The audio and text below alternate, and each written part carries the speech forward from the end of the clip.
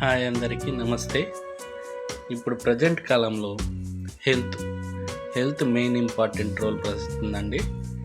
Health మనం ఎప్పటికప్పుడు health చెకప్లు చేయించుకోవాలి, లేకపోతే చాలా ఇబ్బంది పడతారు. సడన్ హార్ట్ అటాకులు రావటం చేయటం చూస్తున్నారు కదా.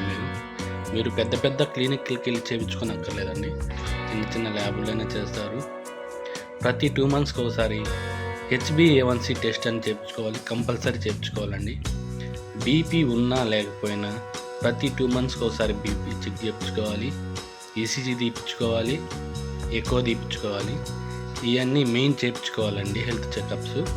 ఇవేనండి మనకి మెయిన్ లిపిడ్ ప్రొఫైల్.